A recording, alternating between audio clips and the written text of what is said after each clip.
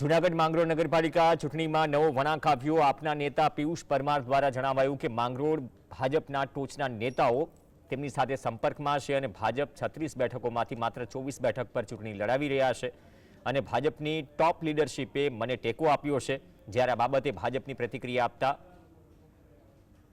શહેર ભાજપ પ્રમુખ નિલેશ સોમૈયાએ કહ્યું કે આ જનતાને ગેરમાર્ગે દોરી રહ્યા છે અને આપની એક પણ સીટ આવવાની નથી, જેથી લોકોને ગેરમાર્ગે દોરી પોતે મત મેળવવા ફાંફા મારશે।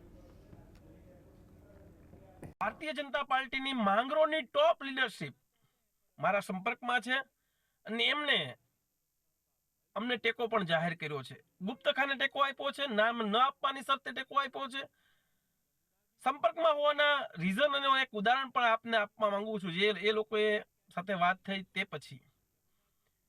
કુલ માંગરોળની 36 બેઠકો છે 9 વોર્ડની, તેમાં માત્ર 24 બેઠકો પર ભારતીય જનતા પાર્ટીના ઉમેદવારો ખડા રાખ્યા છે। મારા કહેવાથી જ 12 જગ્યાએ ભારતીય જનતા પાર્ટીના ઉમેદવારો ઊભા નથી રાખ્યા।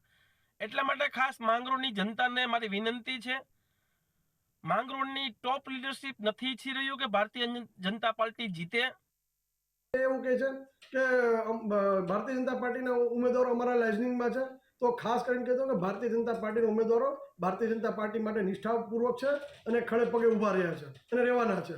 એટલે આવી રીતે ખોટી અફવાઓ ના ઉડાવે અને એને ખાસ કરીને ખબર છે કે ભારતીય જનતા પાર્ટી માંગરોળમાં આ વખતે પ્રમુખ બેસાડવાના છે નગરપાલિકામાં, ત્યારે એને આમ આદમી પાર્ટીનું વોર્ડ નંબર 2 અને 3માં ખાતું ખુલવાનું નથી। એટલે બોખલાટમાં હવે આવા નિવેદનો આપીને લોકોને ગુમરાહ કરવાની વાતો કરે છે।